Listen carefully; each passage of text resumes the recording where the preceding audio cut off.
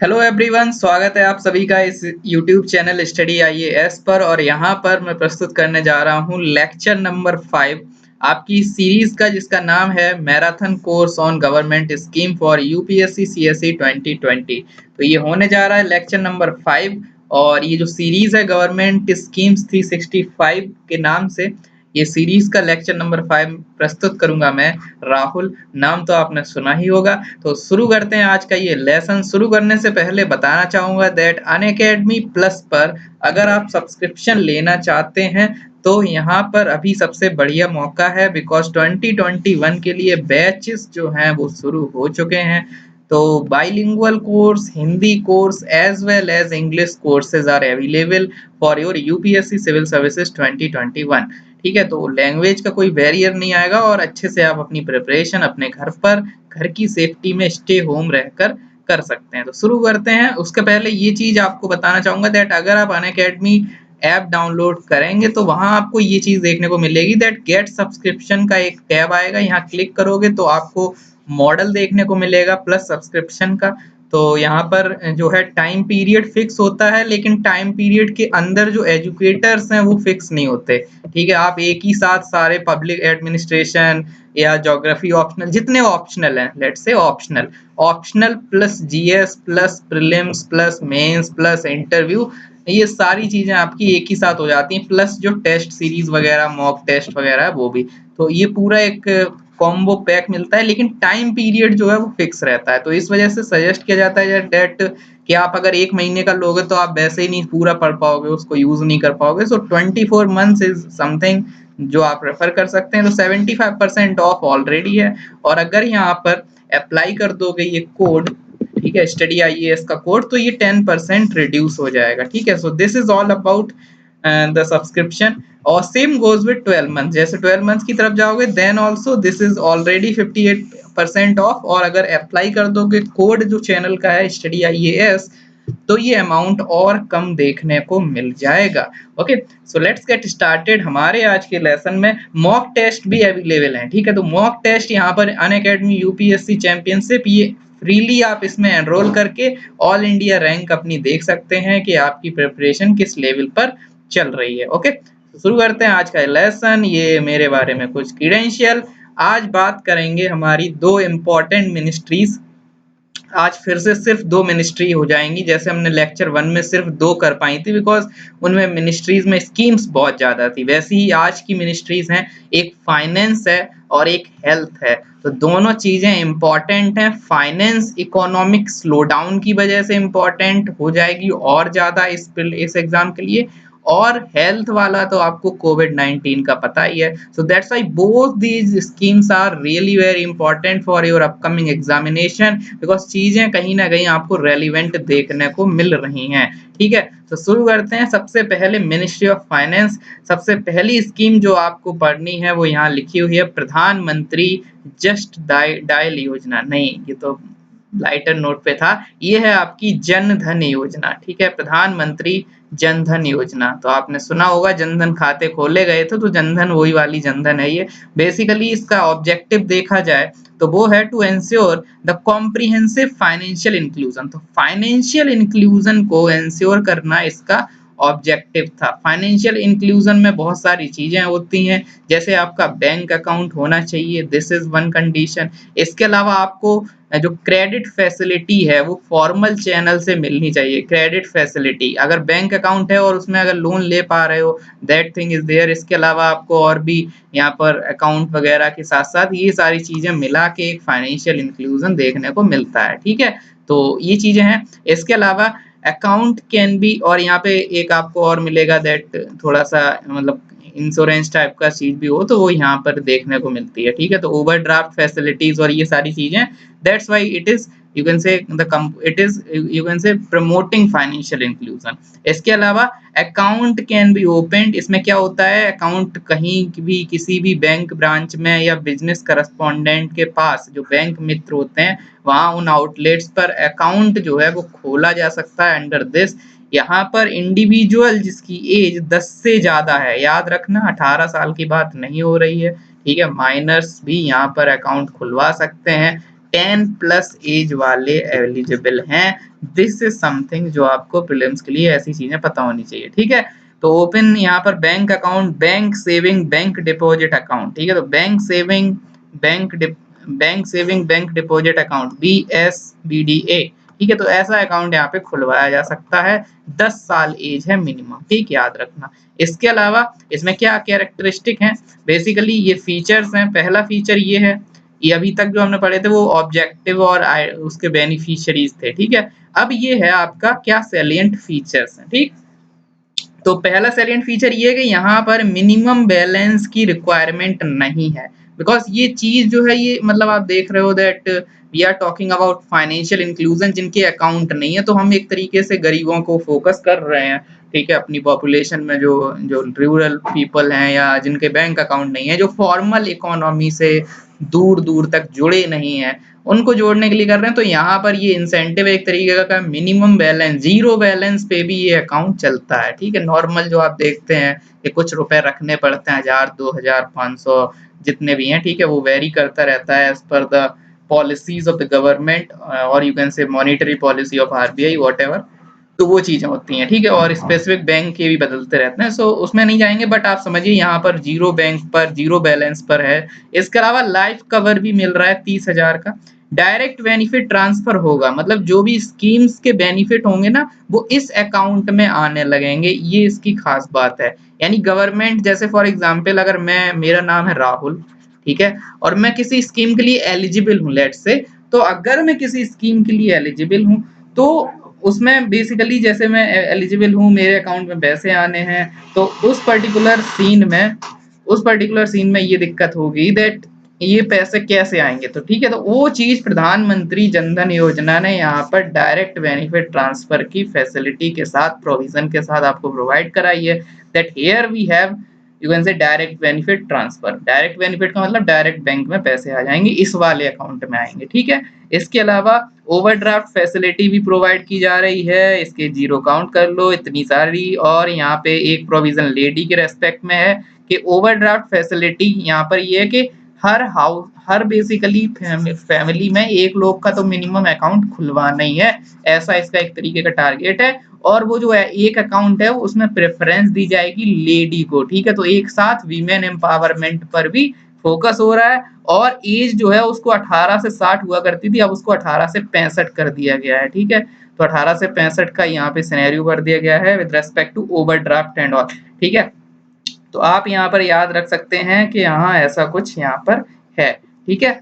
So this is something. और 6 month का यहाँ पे टाइम है कि मिनिमम 6 मंथ एलिजिबल, मतलब ऐसा नहीं है कि बैंक खुलवाया, अकाउंट खुलवाया और आपने ओवरड्राफ्ट होता है एक तरीके का लोन, मतलब आप, आपके बैंक में पैसे नहीं है लेकिन आप ले सकते हो, तो अगर ऐसा करोगे तो आप ओवरड्राफ्ट फैसिलिटी का यूज कर रहे हो, ठीक है। So something sort of this thing, that's why यहाँ पे 6 महीने मिनिमम टाइम पीरियड, और ये 18 से 60 का एज का कैप जो था वो 18 से 65 कर दिया गया है, ठीक है। So this is all about प्रधानमंत्री जनधन योजना। अब बात करते हैं अगली स्कीम की, जो है आपकी stand up India. Stand up India is different from make in India, it is different from और स्कीम जो हमने पढ़ी थी जैसे स्टार्टअप इंडिया और स्किल इंडिया, ठीक है। ये अलग अलग मिनिस्ट्रीज की स्कीम्स हैं, ठीक है। मेक इन इंडिया और स्टार्टअप इंडिया आपकी मिनिस्ट्री ऑफ कॉमर्स की थी, और स्किल इंडिया अभी हमने डिस्कस नहीं की है लेकिन ये आगे आएगी, ministry of skill development and entrepreneurship की एक मिनिस्ट्री है। स्टैंड अप स्कीम जो है, स्टैंड अप इंडिया, ये आपकी मिनिस्ट्री ऑफ फाइनेंस की स्कीम है। दिस इज समथिंग जो आपको याद रखना है, ठीक है। ये है क्या, बेसिकली इसका ऑब्जेक्टिव है, it aims to promote the entrepreneurship among women and schedule caste and tribes 18+ वाले, मतलब 18 इज द एलिजिबिलिटी, कि यहाँ पर एंटरप्रेन्योरशिप यहाँ पर प्रमोट करने की बात हो रही है। एंटरप्रेन्योरशिप कहाँ कहाँ, वीमेन और schedule caste and schedule tribe. So this is something, beneficiaries आपके हो गए, एलिजिबिलिटी क्राइटेरिया 18+ हो गया।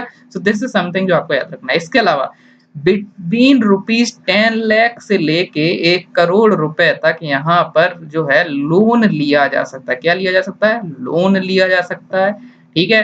कैसे होगा, मतलब हर बैंक ब्रांच को, ऐसे समझो, मान लो ये बैंक ब्रांच है, हर बैंक ब्रांच को एक SC ST और एक वीमेन को लोन देना है कितने का देना है? 10 लाख से 1 करोड़ के बीच में जितने का वो वीमेन या एससी एसटी मांग रहे हैं वो हर ब्रांच को देना है। समझ रहे हो? मतलब जैसे एसबीआई का अकाउंट है आपका, लेट्स से आपकी कोई भी एसबीआई है तो एसबीआई आपके डिस्ट्रिक्ट में बहुत सारी ब्रांच होंगी, तो हर ब्रांच को एक एससी एसटी और एक वीमेन को लोन देना है। ठीक है, 10 लाख से 1 करोड़ के बीच का देना है और ये लोन जो है वो ग्रीन फील्ड लोन होना चाहिए। एक होता है ग्रीन फील्ड और एक होता है ब्राउन फील्ड। ठीक है, तो ग्रीन फील्ड बेसिकली ये होते हैं वो प्रोजेक्ट जो शुरुआत होती है जिनकी, जैसे फॉर एग्जांपल ये कुछ है, पहली बार यहाँ कोई फैक्ट्री या पहली बार यहाँ पे कुछ एस्टेब्लिशमेंट बनने वाली है, कोई इंडस्ट्री बनने वाली है या कुछ होने वाला है, तो उसे ग्रीन फील्ड प्रोजेक्ट बोलते हैं। ब्राउन फील्ड जो पहले से बना हुआ है उसका मॉडिफिकेशन, अपडेशन, रेनोवेशन ऐसा कुछ हो रहा है तो उसे ब्राउन फील्ड बोलते हैं। तो ग्रीन फील्ड के लिए मिलेगा एक एससी एसटी और एक वीमेन को। ठीक है, तो दो दो यहाँ पे बेनिफिशियरी होंगे हर बैंक ब्रांच से। पैसे जो है वो वेरी करेंगे क्योंकि ये चीजें फ्री में नहीं मिलनी, लोन मिल रहा है ना, तो लोन 10 लाख से 1 करोड़ के बीच में जैसा कि डिमांड हो वैसा। ठीक है, इसके अलावा ये सभी शेड्यूल्ड कमर्शियल बैंक्स को कवर करती करती है ये स्कीम। ये आपको याद रखना है, शेड्यूल कमर्शियल बैंक यहाँ पर हैं, बाकी कोई बैंक वगैरह यहाँ नहीं होंगे। इसके अलावा कोलेटरल सिक्योरिटी और guarantee of credit guarantee fund scheme for stand up India loan, जैसा बैंक में सुटेबल हो तो ऐसा इन दोनों में से एक कोई चीज होगी, या तो कोलेटरल सिक्योरिटी के हाँ ठीक है गिरवी रख दें चीजों को, या नहीं भी रखना चाहो तो यहाँ पर बेसिकली दूसरा एक प्रोविजन भी है, क्रेडिट गारंटी स्कीम बनी हुई है स्टैंड अप इंडिया के लिए। ठीक है, क्रेडिट गारंटी फंड की तरह। तो यहाँ नेशनल क्रेडिट गारंटी कौन प्रोवाइड कर रहा है? National credit guarantee trustee company. ठीक है, इसके अलावा लोन जो है वो रीपेबल है 7 ईयर्स में with in the maximum moratorium of 18 months. तो 18 मंथ्स उसको बढ़ाया जा सकता है, 7 ईयर्स का यहाँ पे टाइम पीरियड है। जो ये लोन ले लिया है ना 10 लाख से 1 करोड़ वाला, तो ये लोन वापस भी करना है। ठीक है, तो लोन में डिफॉल्ट हो गया तो ये आपके पीछे क्रेडिट गारंटी ये ट्रस्टी कंपनी है जिसका नेशनल क्रेडिट गारंटी स्कीम है, फंड स्कीम है। तो आपको ये सारी चीजें स्टैंड अप इंडिया में याद रखनी है। मेन क्या है, एससी एसटी और वीमेन। यूपीएससी पूछ चुका है ऑलरेडी 2015-16 का जब वो टाइम आया था, जब बेसिकली एक बार पूरा स्कीम से भरा हुआ था पेपर, उस टाइम ये सारी स्कीम ये स्टैंड अप इंडिया पूछ ली गई थी। ओके, नाउ स्वच्छ भारत कोष। अब याद रखना स्वच्छ भारत ग्रामीण, स्वच्छ भारत मिशन ग्रामीण किसका पार्ट था, कौन सी मिनिस्ट्री का पार्ट था? ग्रामीण देख के रूरल डेवलपमेंट में नहीं जाना है, ये था आपका मिनिस्ट्री ऑफ जल शक्ति का। ठीक है, और अब मैं पूछूं स्वच्छ भारत मिशन अर्बन, तो अब अर्बन देख के अर्बन में ही जाना है, ministry of urban development, housing affairs, housing and urban affairs. ठीक है, MOHUA, MOHUA, तो इसके अंदर ये है। ठीक है, तो अर्बन में कोई इशू नहीं है, कोई एक्सेप्शन नहीं है, लेकिन रूरल वाला रूरल मिनिस्ट्री या रूरल डेवलपमेंट में नहीं जाता है, ये आपका जल शक्ति में जाता है, याद रखना। और स्वच्छ भारत कोष, इसका स्वच्छ भारत मिशन से लेना देना तो है, लेकिन क्योंकि ये कोष है, क्योंकि ये एक तरीके का कह सकते हो ट्रेजरी है, दैट्स वाई ये चीज मिनिस्ट्री ऑफ फाइनेंस में आ रही है। जैसे एग्जाम्पल, हम पुरानी स्कीम्स भी आपको रिवाइज कराएंगे क्योंकि वरना आप भूल जाते हो। हमने एक स्कीम पढ़ी थी आपकी कौशल विकास योजना, एक स्कीम आएगी प्रधानमंत्री कौशल विकास योजना, PMKVY, काफी पॉपुलर थी, काफी घोटाले हुए हैं इसके अंदर, काफी मतलब फर्जी तरीके से लोगों को यहाँ पे चीजें काम करवाया गया और नॉर्मल सब ऐसे ही चलता रहा। ठीक है, ऐसा ही होता है। ठीक है, प्रधानमंत्री कौशल विकास योजना, देखिए घोटाले वाली बात सीरियस नहीं लेना कोई। ओके, प्रधानमंत्री कौशल विकास योजना जो है, घोटाले का मतलब था कि स्किल्स नहीं आई लोगों में, ये था घोटाले का मतलब। ठीक है, कोई यहाँ पे एक्टिविस्ट नहीं है हम। ओके, सो यहाँ बात हो रही है प्रधानमंत्री कौशल विकास योजना तो मिनिस्ट्री ऑफ स्किल डेवलपमेंट में आती है। ओके, कल क्लियर है। लेकिन प्रवासी, अभी हमने कल कल मिनिस्ट्री ऑफ एक्सटर्नल अफेयर्स में क्या देखा था, प्रवासी कौशल विकास योजना, प्रवासी कौशल विकास, प्रवासी अब आ गया, वैसे कौशल विकास तो ठीक है स्किल डेवलपमेंट के, लेकिन जब प्रवासी आ गया, प्रवासी का मतलब है जो फॉरेनर्स हैं, so that's why ministry of external affairs की वो मिनिस्ट्री हो जाती है। ठीक है। ऐसे ही हम वैसे तो स्किल डेवलपमेंट देखते हैं, स्किल इंडिया मिशन आपका प्रधानमंत्री उसमें बेसिकली आपकी स्किल डेवलपमेंट मिनिस्ट्री में, लेकिन इसी स्किल डेवलपमेंट को ग्रीन स्किल डेवलपमेंट बोल दें तो ये क्योंकि ग्रीन आ गया वो इसको पूरे को पूरा अपनी तरफ ले जाएगा और ये आ जाएगी मिनिस्ट्री ऑफ एनवायरनमेंट के अंदर। ऐसे ही यहाँ पर है स्वच्छ भारत तो अलग अलग मिनिस्ट्रीज का है, लेकिन ये क्योंकि कोष है तो कोष का इंपॉर्टेंस ज्यादा है, ट्रेजरी का ज्यादा है, इसलिए this is under the ministry of finance. ठीक है, ऐसे याद रखना, कंफ्यूज मत होना, नाम के ऊपर नहीं जाना, थोड़ा सा याद रखना कहाँ पे कौन से एक्सेप्शनल केसेस हैं। ओके, तो शुरू करते हैं। ये है क्या, ये बात करती है to attract the corporate social responsibility fund. ठीक है, तो सीएसआर फंड को अट्रैक्ट करने के लिए ये कोष है।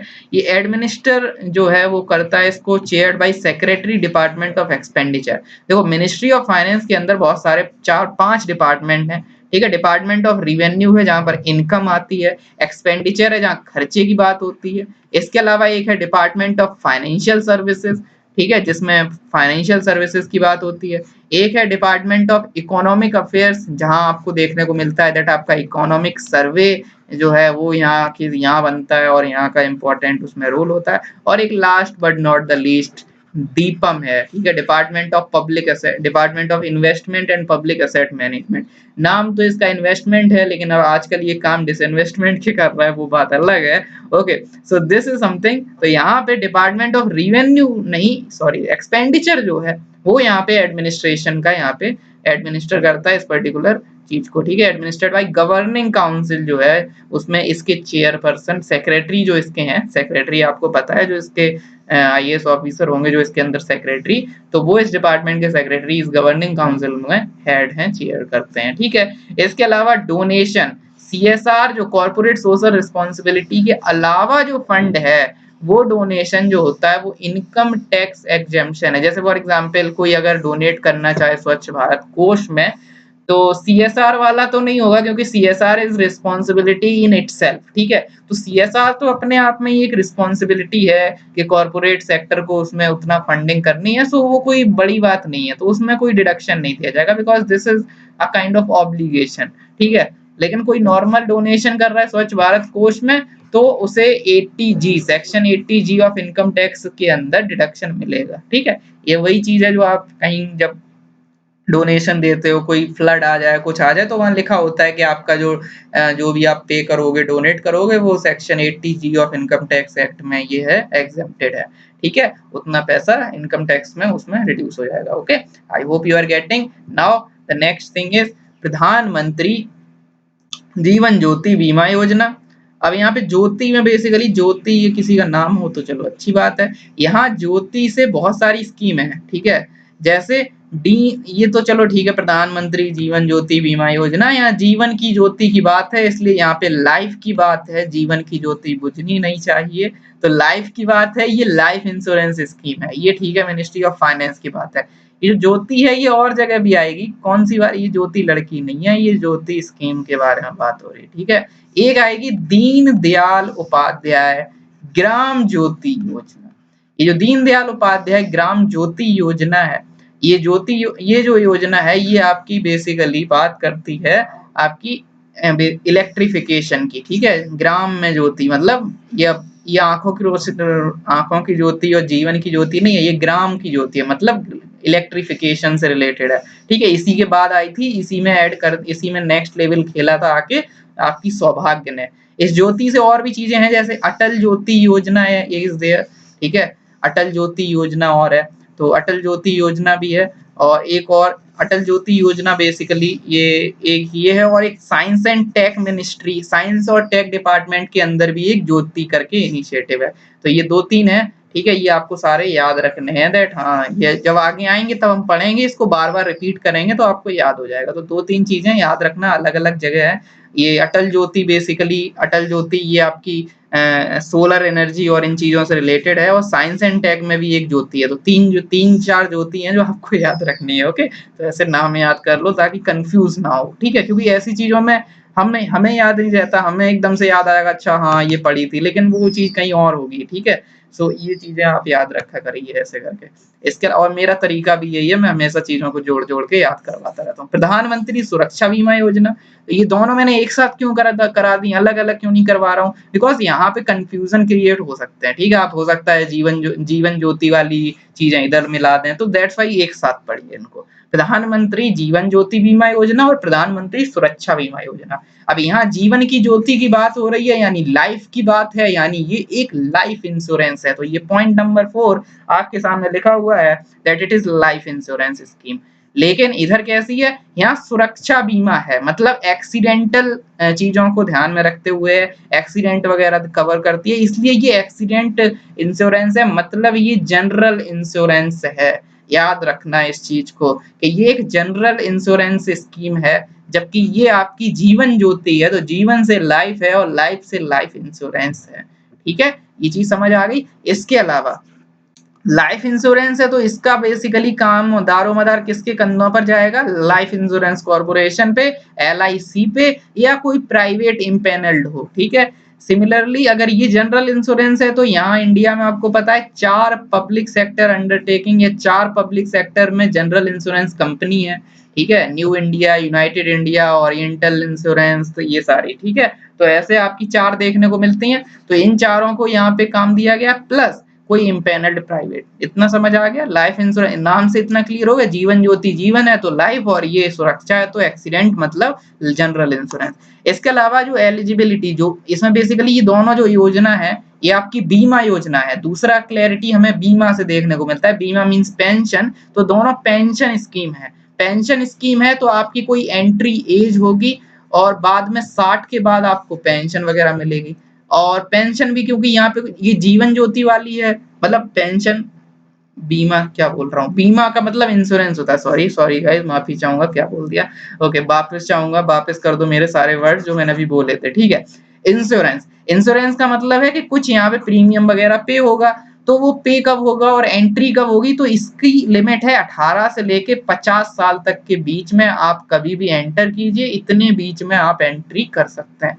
यहाँ पे आपको देखने को मिलेगा 18 to 70, यहाँ टाइम देख लो ज्यादा है, 20 साल ज्यादा है सुरक्षा बीमा में। अब जहां टाइम ज्यादा है वहां अपने आप पैसे कम हो जाएंगे, समझ रहे हो। अगर याद करो प्रधानमंत्री, आप कोई भी स्कीम याद कर लो, जैसे आपने पढ़ी थी सम्मान निधि योजना, या उसके बाद हमने पढ़ी थी मानधन योजना, प्रधानमंत्री किसान मानधन योजना, जो एक इंश्योरेंस टाइप की स्कीम थी, ठीक है, पेंशन की स्कीम थी, बट स्टिल आपको देखने को मिला था, मैंने वहां पे एक डायग्राम के थ्रू आपको बताया था पूरा टेबल वगैरह के, कंट्रीब्यूशन वेरी करेगा कि अगर आप लेट आए हो तो आपको ज्यादा पैसे देने पड़ेंगे, अगर आप 18 साल की एज में ही आ गए तो आपको कम पैसे देने पड़ेंगे, ठीक है। 18 की एज में आए तो 55 रुपए का प्रीमियम होगा, देर में आए तो ज्यादा प्रीमियम होगा, है ना। ऐसे ही श्रम योगी मानधन में होता है, ऐसे ही हर जगह होता है, अटल बीमा योजना में भी ऐसा ही होता, अटल अटल बीमा योजना, हाँ जो मैं अभी 4 बीमा बता रहा था, एक अटल बीमा योजना भी है वहां पे, ठीक है, अटल पेंशन योजना, sorry.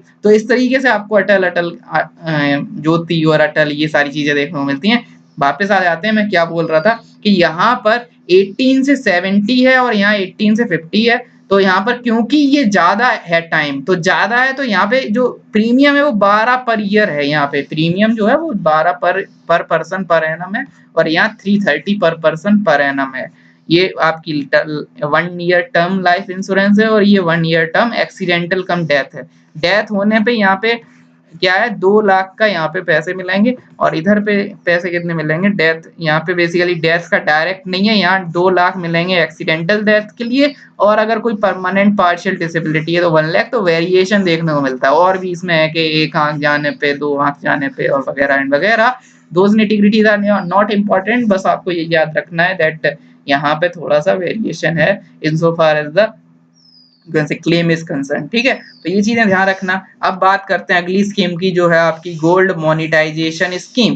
Gold monetisation scheme, it is to mobilise gold held by households and institution of the country. समझ रहे हो? कैसे समझोगे इसको? गोल्ड जो है वो इंडिया में नहीं मिलता है नेचुरली, तो इम्पोर्ट मिलता है तो बहुत थोड़ा, और या कॉस्ट बेनिफिट एनालिसिस मेनली हम इम्पोर्ट करते हैं गोल्ड को, ठीक है। तो world economic forum, sorry, world world bank, अभी बेसिकली जो इकोनॉमिक सर्वे आया था, नॉट वर्ल्ड बैंक, अभी इकोनॉमिक सर्वे में गोल्ड का नंबर बताओगे कि कौन से नंबर पे इम्पोर्ट होता है, कमेंट सेक्शन में कमेंट करके कि गोल्ड जो इम्पोर्ट होता है तो पहले नंबर पे है या दूसरे नंबर पे है या तीसरे पे, चौथे पे या पांचवें पे, कौन से नंबर पे है इंडिया में। जो जो चीजें, जितनी भी चीजें होती हैं इंपोर्ट, उनमें से गोल्ड कौन से नंबर पे है ये बताओगे, ठीक है। इकोनॉमिक सर्वे में आया था ये डिटेल, तो आप वो बताओगे कौन से नंबर पे है। बेसिकली इंपोर्ट बहुत ज्यादा होता है और इस वजह से, और लोग क्या करते हैं, खरीद के ज्वेलरी, हर शादी में आपने देखा होगा, हर शादी में ये चीजें होती हैं, हर उसमें मतलब शादियां वादियां में ये, मतलब हमारे यहाँ कल्चर ऐसा है कि गोल्ड को ज्वेलरी के फॉर्म में यूज किया जाता है और उस वजह से वो सब आइडल पड़ा रहता है घरों में, ठीक है। उससे क्या होता है, वो लोगों ने खरीद के घर पे रख लिया, फिर सरकार को और इम्पोर्ट करना पड़ता है, ठीक है, डिमांड के लिए। डिमांड तो हर शादी में आ रही है ना, नए नए शादियां हो रही हैं तो डिमांड आ रही है, लेकिन लोगों ने घर पे अपने उसमें खजाने में रख लिया है, ठीक है। तो सरकार को इम्पोर्ट कराना पड़ता है। जब सरकार इम्पोर्ट कराती है तो ठीक है, हमने इम्पोर्ट करा लिया, कोई दिक्कत, इम्पोर्ट करा दिया तो फिर क्या होता है, सरकार को पैसे देने पड़ते हैं, बाहर बाहर देने पड़ते हैं पैसे, आता है इम्पोर्ट में, तो आपको देखने को मिलेगा यहाँ पे करंट अकाउंट डेफिसिट में वो आपका कंट्रीब्यूट करता है, करंट अकाउंट डेफिसिट में कंट्रीब्यूट करेगा और बैलेंस ऑफ पेमेंट को निगेटिव इफेक्ट करेगा, निगेटिवली इफेक्ट करेगा। Balance of payment negatively impacted होगी तो यहाँ पे आपका पैसा जो है वो कमजोर हो जाएगा, और जब आपका पैसा कमजोर हो जाएगा तो ₹1 का, $1 का 50 था तो वो $1 का 60 हो जाएगा। अब जब आप कोई और फिर से इम्पोर्ट कराओगे तो महंगा भी मिलेगा और बाकी जो जो भी ऑयल वगैरह वो सब भी महंगा आएगा, तो महंगाई भी बढ़ेगी। महंगाई तो एक तरफ बढ़ ही रही है, लेकिन उसके बाद और गोल्ड मंगा रहे हो, फिर और लोगों ने इकट्ठा कर लिया, फिर और वो चीजें जो है वर्चुअस साइकिल बन जाएगी, चिकन एग रिलेशन बन जाएगा और दिक्कतें ही दिक्कतें आ जाएंगी। सो दैट्स वाई ये चीज हमें गवर्नमेंट हमारी ध्यान दे रही है इन चीजों पर, क्योंकि गोल्ड जो पड़ा रहता है तो उसको कैसे आइडल गोल्ड को घरों से और इंस्टीट्यूशंस ऑफ द कंट्री से बाहर निकालें, मोबिलाइज करें, है ना। क्योंकि ब्लैक मनी जैसे है, तो ब्लैक मनी की डेफिनेशन यही है, जितना अकाउंट में पैसा नहीं है वो सब ब्लैक मनी की तरह ही माना जाता है, मतलब जो फॉर्मल चैनल से बाहर है, क्योंकि वो अनअकाउंटेड होता है। तो ये सारी चीजें ऐसे, गोल्ड जब यूज नहीं हो रहा है, रखा हुआ है, तो वो एक तरीके का नुकसान कर रहा है इकोनॉमी को। अगर उसको हम यूज करें तो वो चीज फायदा करेगी, ठीक है, जैसे पैसा वैसे ही गोल्ड, ठीक है। तो यहाँ पे क्या है, आइडल गोल्ड जो पड़ा है उसे बाहर निकालिए, फिक्स्ड पीरियड के लिए आप उसे मोनेटाइजेशन स्कीम के तहत डाल सकते हैं उसमें, ठीक है, दे सकते हैं बैंक जो भी यहाँ पे एजेंसीज हैं, ठीक है, शेड्यूल कमर्शियल बैंक, ठीक है। तो शॉर्ट टर्म आप इसको बेसिकली फिक्स्ड पीरियड, तो पीरियड जो है वो शॉर्ट भी हो सकता है, मीडियम भी हो सकता है, लॉन्ग भी हो सकता है, मतलब एक तरीके का कह सकते हो जैसे एफडी करा लेते हो ना, पैसे जमा करके एफडी करा लेते हो कि अब इतने टाइम तक हम नहीं मांगेंगे, उसके बाद हम इंटरेस्ट के साथ मांगेंगे। ऐसे ही एफडी की तरह यहाँ पे फिक्स्ड डिपॉजिट कर दिया जाएगा, किसे, गोल्ड को, ठीक है। और फिक्स्ड डिपॉजिट जो होगा फिक्स्ड पीरियड के लिए होगा, उसमें शॉर्ट, मीडियम और लॉन्ग 1 से 3 साल, 5 से 7 साल और 12 से 15 साल देखने को मिलेगा। और रिटर्न और इन्वेस्टमेंट जो है वो वेरी करेगा 2.25% से लेके 2.50%। इसके अलावा मॉडिफाइड किया है इसने रिवैम्प्ड गोल्ड डिपॉजिट स्कीम और गोल्ड मेटल लोन स्कीम को। इसके अलावा इम्प्लीमेंट किया जाएगा, ये इम्प्लीमेंटेशन होगा all scheduled commercial banks RRB को एक्सक्लूड करके, और मिनिमम यहाँ पे 30 ग्राम गोल्ड और मैक्सिमम जितनी जिसकी श्रद्धा, ठीक है, कोई मैक्सिमम लिमिट यहाँ नहीं है, जैसी जिसकी श्रद्धा हो, जैसा जिसका पैसा हो, जैसा जिसका गोल्ड हो, वो यहाँ पर जमा करवा सकता है, ठीक है। सो दिस इज समथिंग कि क्या होगा, गोल्ड आ जाएगा वैल्यू चेन में, बैंक में आ जाएगा, फिर उसको बेसिकली जो जो आइडल पड़ा होता है जिसकी कोई वैल्यू नहीं होती वो मोनेटाइज हो जाएगा, इसीलिए इसका नाम क्या है, गोल्ड मोनेटाइजेशन स्कीम। जैसे मान लो आप पैसे अगर घर में अकाउंट घर में रखे रहो तो वो पैसे बस आइडल पड़े हुए हैं, उनका इकोनॉमी में इंडिया की कोई कंट्रीब्यूशन नहीं है, लेकिन अगर आप बैंक में डाल देते हो तो बैंक का आपको पता है, बैंक सारे पैसे, ऐसा नहीं है कि अगर राहुल ने रुपए जमा करे तो बैंक राहुल के नाम से एक उसमें रख ही देगा। अकाउंट का मतलब ये थोड़ी ना होता है। वो तो बैंक के पास जाएंगे, बैंक आगे लोन वगैरह में देगा, बैंक प्रॉफिट करेगा, ठीक है, कंट्री में इन्वेस्टमेंट और वो जो जो भी चीजें हैं, इंफ्रास्ट्रक्चर डेवलपमेंट और जो भी है लोन से वो चीजें होंगी, इकोनॉमी मजबूत होगी। तो ऐसे आप चीजें समझ सकते हैं। वैसे गोल्ड का अगर मोनेटाइजेशन होगा तो वो हमारी इकोनॉमी के लिए, और जो इकोनॉमी के लिए तो अच्छा है ही, ऊपर से जो नुकसान नहीं करने पर हो रहे हैं, जो आइडल पड़े की वजह से हो रहे हैं, जो मैंने अभी बताया था करंट अकाउंट में, वो सब चीजें सही हो जाएंगी। इसके अलावा अर्लियर पहले क्या होता था कि कस्टमर को पहले अप्रोच करना पड़ता था कलेक्शन एंड, ये रीसेंट करंट अफेयर है इसका, ठीक है। तो मैंने यहाँ पे, ऐसे तो मैं लिखता नहीं हूँ पूरा, लेकिन आज थोड़ा सा इसमें करंट अफेयर था तो मैंने लिख दिया। तो कलेक्शन और प्यूरिटी टेस्टिंग सेंटर बने हुए थे, ठीक है। तो अर्लियर जो कस्टमर थे उनको अप्रोच करना पड़ता था, यहाँ पे अपनी उसको सर्टिफाई करवाना पड़ता था, उसके बाद आप जमा कर सकते थे। पहले आपको इनमें ये जो प्यूरिटी टेस्टिंग सेंटर्स हैं, प्योरिटी सेंटर्स जो है, प्योरिटी की टेस्टिंग होती थी पहले, लेकिन अब वो चीज लिबरलाइज कर दी है आरबीआई ने कि ठीक है कोई नहीं, प्योरिटी व्योरिटी सब ठीक है। प्योरिटी सर्टिफिकेशन में यहाँ पे आरबीआई ने लिबरलाइज कर दिया गया है रूल, और बैंक में accept the deposit of the gold designate branch में एट देयर डिस्क्रिप्शन, ठीक है, अपने डिस्क्रिप्शन पे ले लो। ये मतलब एक तरीके का वो प्रोसेस को कॉम्प्लिकेट हो रहा है तो उसको सिंप्लीफाई किया गया है। इसके अलावा क्योंकि simplification is one of the important component, जैसे हम देखे थे मेक इन इंडिया तक में आपको देखने को मिला था new process, new infrastructure, new mindset. तो सिंप्लीफिकेशन, या आप स्टार्टअप इंडिया में देखो वहां पे था simplification and land and hand holding. तो और ये सारी चीजें, तो सिंप्लीफिकेशन इज इम्पोर्टेंट। इवन हमने एक देखा था इनिशिएटिव स्पाइस प्लस, वो क्या था कि सिंप्लीफिकेशन ऑफ परफॉर्मा, ठीक है, जो भी इनकॉर्पोरेशन ऑफ कंपनी होता है, ठीक है, तो मिनिस्ट्री ऑफ कॉर्पोरेट अफेयर्स का वो इनिशिएटिव था। तो बहुत सिंप्लीफिकेशन इज वेरी इंपॉर्टेंट। कोई नहीं चाहता कि 15-20 फॉर्म भरने पड़े तब हमें कुछ फायदा मिले, ठीक है। उससे वो बिहेवियरल नज जो इकोनॉमिक सर्वे ने बात की थी तो वो नहीं आता है। तो दैट्स वाई ये चीजें की जा रही हैं। इसके अलावा आरबीआई ने एक और चेंज किया है that schemes could now be available, जो charitable institution, central government, state government, इन ये सब भी यहाँ पर यूज कर सकते हैं। पहले क्या था, इंडिविजुअल और ज्वाइंट इन्वेस्टर थे, सिर्फ वही लोग यहाँ पे अपना सोना, घर में पड़ा है सोना, वो वाला यूज कर सकते थे। लेकिन अब सेंटर, स्टेट, चैरिटेबल इंस्टीट्यूशन है ना, तो चैरिटेबल इंस्टीट्यूशन, हमने एक स्कीम भी पढ़ी थी जैसे आपकी जो रिलीजियस इंस्टीट्यूशन और चैरिटेबल इंस्टीट्यूशन, सेवा भोज, ठीक है, पढ़ी थी, याद आया कि नहीं आया? 5 साल मतलब जिसमें क्या होगा, रीइंबर्समेंट दिया जाएगा, है ना, सेवा भोज पढ़ी थी मिनिस्ट्री ऑफ कल्चर के अंदर, याद आया कि नहीं आया? तो हमें पता है और आपने देखा होगा और भी चीजें देखी होंगी, जैसे पैसे वैसे चैरिटेबल इंस्टीट्यूशन में डोनेशन वगैरह से, तो वो पैसे जो है गोल्ड वगैरह भी होगा तो उसको मोनेटाइज किया जा सकता है। इसके अलावा we have another scheme, sovereign gold bond scheme. अब आप कहोगे यार इसकी क्या जरूरत थी? सेम जरूरत, जो पहले बैकग्राउंड बताया मैंने कि इंडिया में लोग ऐसा रख लेते हैं, फिर इंपोर्ट कराना पड़ता है। इंपोर्ट का डेटा आप कमेंट सेक्शन में बता ही दोगे, तो नीचे जाके जिनको नहीं पता है वो देख लें, और जिन और बताएं भी, ठीक है। तो दोनों काम, तो अब वहां पे हम देख सकते हैं ये चीजें होती हैं। और जब सरकार मंगाती है तो इंपोर्ट करती है तो करंट अकाउंट डेफिसिट बढ़ता है, उससे balance of payment negatively impact होता है, बीओपी, बैलेंस ऑफ पेमेंट। उससे क्या होता है, हमारा पैसा जो होता है वो डेप्रिशिएट करता है। पैसा जब डेप्रिशिएट करता है तो फिर चीजें महंगी हो जाती हैं, इन्फ्लेशन आ जाता है, और ये फिर से महंगा कर देगा गोल्ड को, फिर गोल्ड और महंगा आएगा, फिर करंट अकाउंट डेफिसिट और ज्यादा बढ़ेगा, फिर बैलेंस ऑफ पेमेंट पे और नेगेटिव इम्पैक्ट होगा, रुपए और में और सस्त और गिरेगा, रुपए और गिरेगा, तो फिर और यहाँ पे महंगाई बढ़ेगी, फिर ये साइकिल ऐसे चलती रहेगी। तो ये होती थी दिक्कत। तो सोवरेन गोल्ड बॉन्ड भी उसी दिक्कत की वजह से लाया गया। यहाँ क्या है, अभी हमने देखा था डायरेक्ट गोल्ड लेके आओ मोनेटाइजेशन करवाओ, यहाँ क्या है कि bond shall be denominated in units of 1 gram और gold and multiple thereof, ठीक है। तो इसमें क्या होगा, ऐसे बॉन्ड है, ठीक है, बॉन्ड में नॉर्मली क्या होता है, नॉर्मल जो बॉन्ड होते हैं उनमें बॉन्ड का पैसा होता है, ठीक है, यानी बॉन्ड का उसमें प्रिंसिपल वगैरह लिखा होता है, उसमें इंटरेस्ट लिखा होता है और टाइम पीरियड लिखा होता है, 3 चीजें होती हैं, ठीक है, प्रिंसिपल, इंटरेस्ट और टाइम पीरियड, ठीक है, कितने का है, प्रिंसिपल क्या है, इंटरेस्ट क्या मिलेगा और टाइम पीरियड।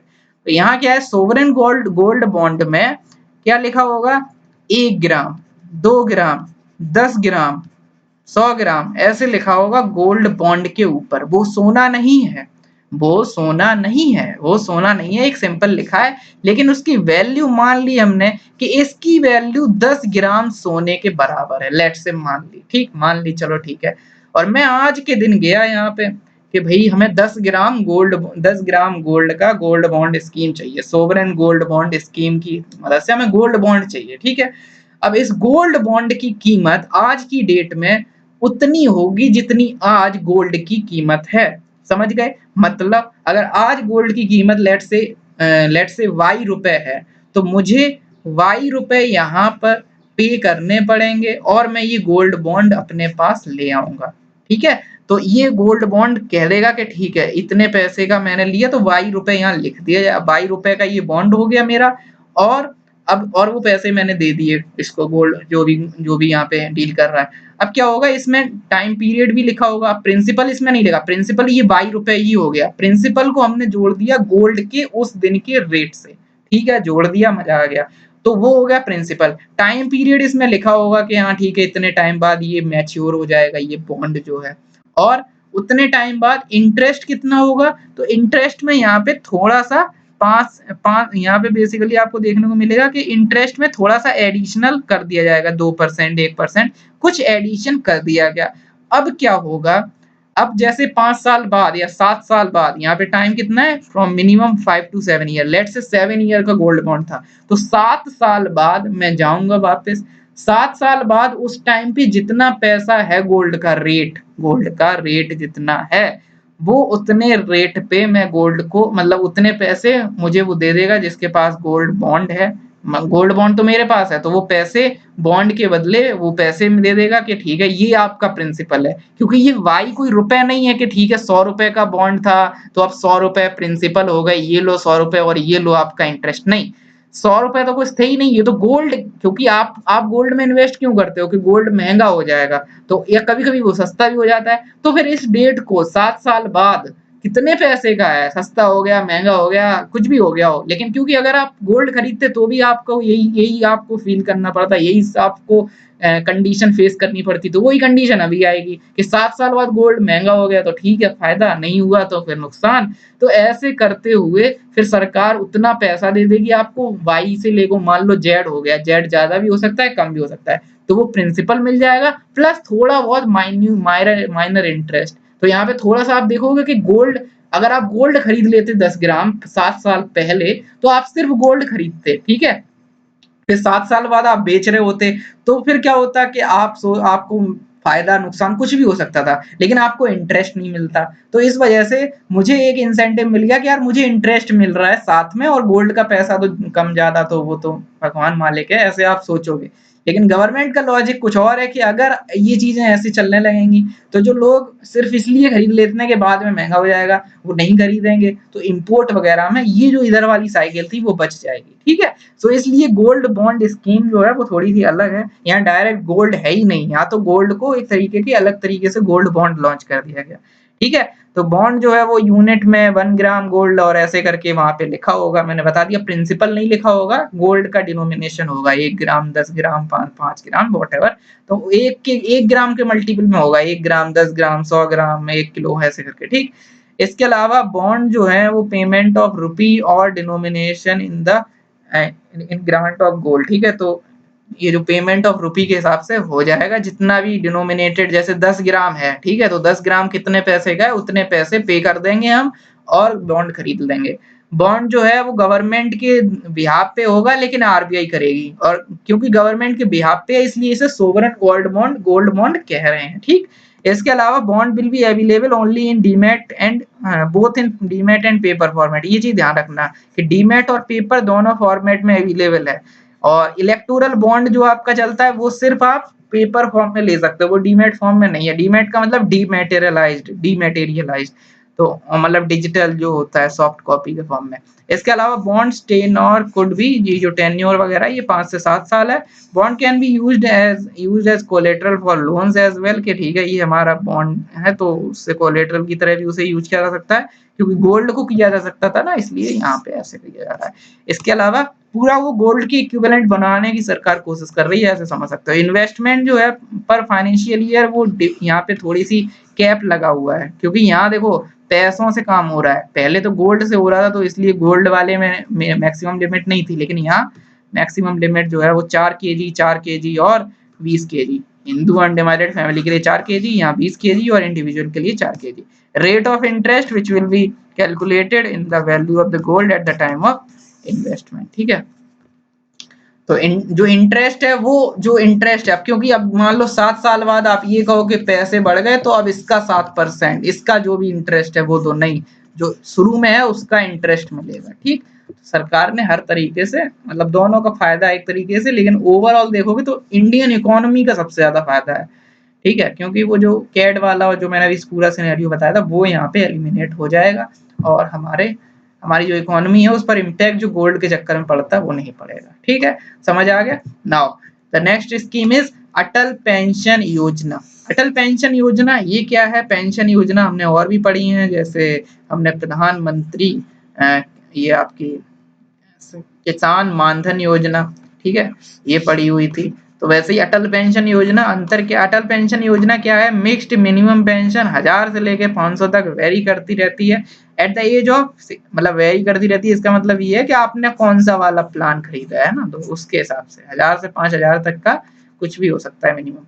और अगर लिंक करो प्रधानमंत्री मानधन योजना, जो किसान मानधन योजना थी पेंशन वाली, वो स्कीम जो थी, ठीक है, 60 साल के प्लस वाली, वो जो स्कीम थी वो आपकी कैसी थी? वो आपकी स्कीम जो थी उसमें 3000, ठीक है, 3000 का यहाँ पे क्या था? पेंशन मिलने की बात थी। यहाँ कितनी है? 1000, 2000, 3000, 4000, 5000, कुछ भी हो सकता है डिपेंडिंग अपॉन योर प्लान और सब्सक्रिप्शन, ठीक है। इसके अलावा वो फार्मर्स के लिए थी, ठीक है, ये ओपन टू ऑल इंडियंस है। फोकस जो है वो अनऑर्गेनाइज सेक्टर पे रहेगा। 18 से 40 साल तक के, सेम वहां पर भी था 18 से 40 तक का, ठीक है। तो याद करो 18 से 40 था, 18 बीच में जो था वो मतलब 18 पे 55 रुपए था, 40 पे आओगे तो 100 रुपए प्रीमियम लगेगा, बीच में आओगे 18 और 40 के बीच में मतलब 30 के आसपास आओगे तो 100 रुपए लगेंगे।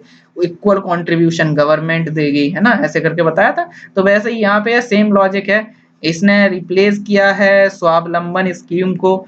और थोड़ा सा और अंतर है यहाँ पे, हमने देखा था, अगर पुरानी स्कीम याद हो, लेक्चर नंबर 1 अगर देखा हो ध्यान से और याद भी हो, प्रधानमंत्री जो किसान मानधन योजना थी, उसमें यह था कि अगर फार्मर की डेथ हो जाती है, अगर 18 से 40 के बीच में डेथ हो जाती है वहां पे फार्मर की, तो क्या होता था कि स्पाउस कंटिन्यू कर सकती थी, जो उसकी वाइफ है या हस्बैंड है, व्हाटएवर द केस इज, तो स्पाउस कैन कंटिन्यू। तो बिफोर अगर हो जाती है तो स्पाउस उसमें स्कीम में कंटिन्यू कर सकते हैं, जो भी है।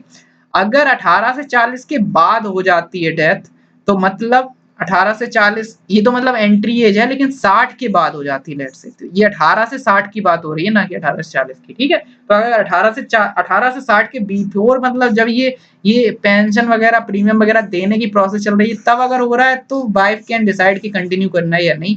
लेकिन 60 के प्लस पे अगर फार्मर की डेथ हो जाती थी तो क्या होता था कि यहाँ क्या है, इसमें अटल पेंशन योजना में ये है दैट 60 के बाद अगर ऐसा कुछ होता है डेथ वगैरह, ठीक है, तो यहाँ पे सेम अमाउंट जो है वो स्पाउस को दिया जाएगा, ठीक है। जैसे मान लो कोई फार्मर है, उसने 18 से लेके 60 तक अपना प्रीमियम 55 रुपए दिया है, या मान लो 40 पे एंटर किया तो 60 तक उसने 200 रुपए दिए हैं व्हाटएवर, तो 60 के बाद उसका कुछ प्रीमियम बनता है, ठीक है। तो वो जो बनता है वो आपको पूरा उतना जितना मिलना चाहिए उतना ही आपको वाइफ को या हस्बैंड को, whatever the case is, whatever the spouse is, same मिलेगा अटल पेंशन में। लेकिन प्रधानमंत्री किसान मानधन योजना अगर याद करो, वहां क्या था कि 50% ही मिलने वाला था। सेम गोज विद प्रधानमंत्री श्रम योगी मानधन योजना, एक हम आगे देखेंगे, एक मिनिस्ट्री है उसमें आएगी श्रम योगी मानधन योजना, ठीक है, लेबर मिनिस्ट्री में आई थिंक। तो श्रम योगी मानधन जो है वो भी अनऑर्गेनाइज्ड सेक्टर के लिए है, लेकिन उसमें भी यही है कि 50% ही मिलेगा फिर स्पाउस को। और एक और कंडीशन कि अगर मान लो स्पाउस की भी डेथ हो जाए, डेथ ऑफ बोथ, तो हमने देखा था पिछली वाली मानधन किसान मानधन योजना में भी और श्रम योगी मानधन में भी दोनों जगह यही होता है दैट अगर डेथ हो जाए तो नॉमिनी जो अकाउंट पैसे हैं वो चले जाते हैं आपके जो फंड मैनेजर है उसके पास। ठीक है, हमने देखा था एलआईसी फंड मैनेजर है उसके पास पैसे चले जाएंगे, फंड में चले जाएंगे पैसे अगर दोनों की डेथ हो जाती है। ठीक है, तो ये हमने देखा था किसान मानधन में। लेकिन अटल पेंशन में ऐसा नहीं है। अटल पेंशन में क्या है कि यहाँ पे नॉमिनी जो भी होगा उसे वो अमाउंट सेम मिलेगा। तो ना तो स्पाउस को 50% का नुकसान हो रहा है, ना ऐसा हो रहा है कि स्पाउस भी मर जाए तो बिल्कुल पैसा गया भाड़ में, तो ऐसा भी नहीं हो रहा है। तो दोनों चीजों में ये स्कीम अलग है, इसमें अंतर है और इसमें थोड़ा सा फायदा भी है। ठीक है, इसके अलावा एडमिनिस्टर की जाती है by the pension fund regulatory and development authority. इसके अलावा the institutional architecture of NPS जो है वो यूटिलाइज किया जाएगा इसके सब्सक्रिप्शन वगैरह के लिए। वहां क्या होता था, कॉमन सर्विस सेंटर।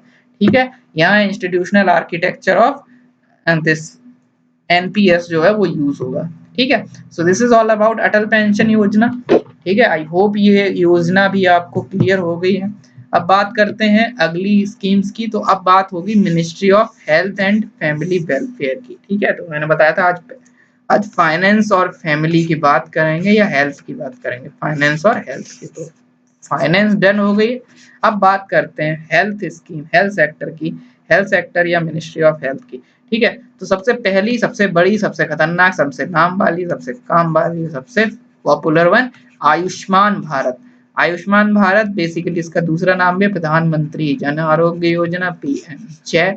तो ये इसके दो कंपोनेंट है बेसिकली। पहला कंपोनेंट जो है वो आपका प्राइम जो हेल्थ एंड वेलनेस सेंटर की बात करता है, और दूसरा कंपोनेंट इंश्योरेंस कवर की है। दूसरे कंपोनेंट को अगर इस पे एक्सप्लिसिटली बोले तो इसको पीएमजे बोलते हैं।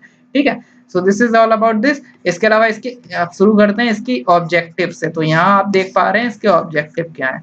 To provide the medical cover up to ₹5 lakh per year per household for secondary and tertiary care. देखो, प्राइमरी केयर यहाँ पे नहीं है, सेकेंडरी और टर्शरी केयर के लिए 5 लाख का पर year per house hold insurance coverage यहाँ पे है, मेडिकल कवरेज है।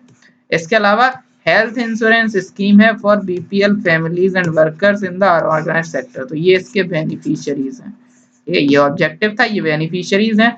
तो हेल्थ इंश्योरेंस स्कीम है बीपीएल फैमिलीज के लिए, और ये डाटा जो है वो सोशियो इकोनॉमिक कास्ट सेंसस का डेटा आएगा यहाँ पे। Socio economic caste census important है क्योंकि अभी जो हमारी जो बेसिकली उज्ज्वला योजना भी हम डिस्कशन करेंगे, जब जो सिलेंडर जिसमें बांटे गए थे तो उसके उसमें भी सोशियो इकोनॉमिक कास्ट सेंसस का ही यूज होता है। तो सोशियो इकोनॉमिक कास्ट सेंसस बहुत जगह इंपॉर्टेंट है।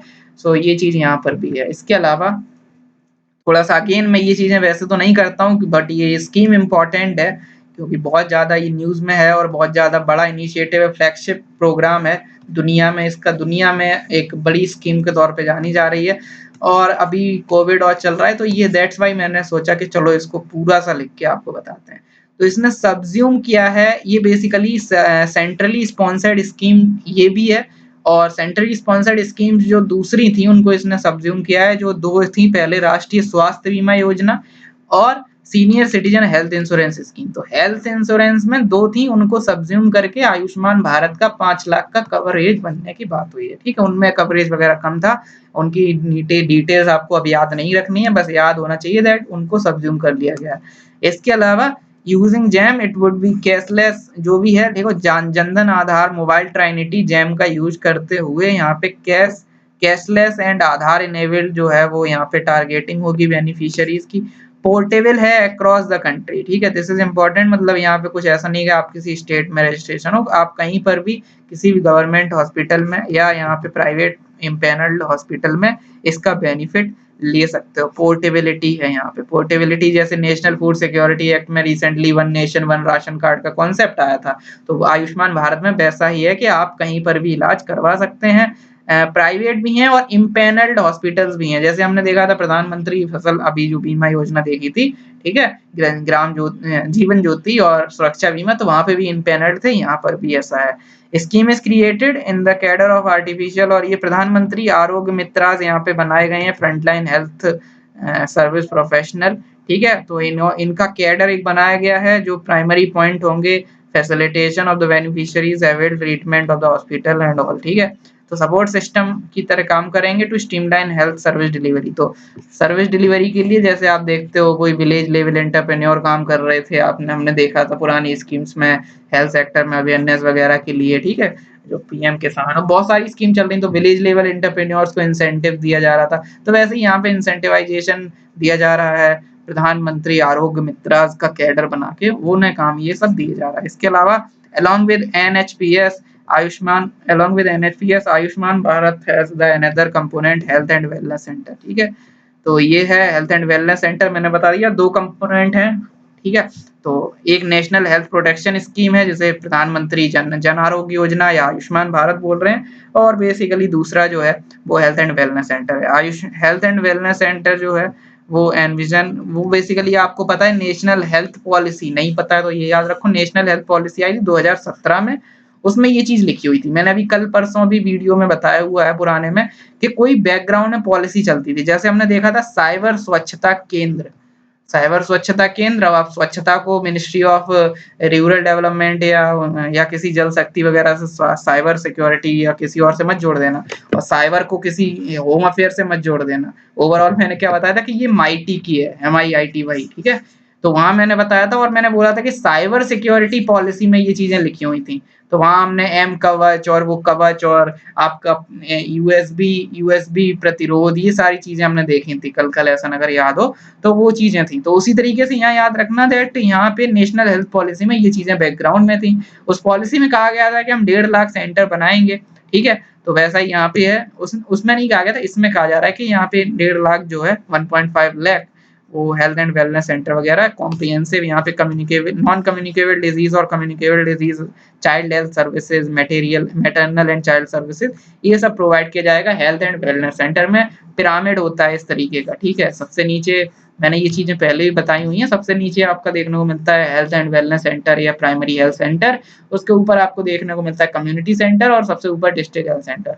ये चीज मैंने कब बताई थी, जब मैंने मिनिस्ट्री ऑफ आयुष के अंदर आपको बताया था कि नेशनल आयुष मिशन में जो 10% आयुष्मान भारत के ये जो आयुष्मान भारत के wellness centre, health and wellness centre हैं, तो 10% आयुष स्पेशलिस्ट बनाए जाएंगे। तो ऐसे आप मिनिस्ट्री ऑफ आयुष के उस इनिशिएटिव से भी चीजें जोड़ सकते हैं। Okay okay, it is very clear now.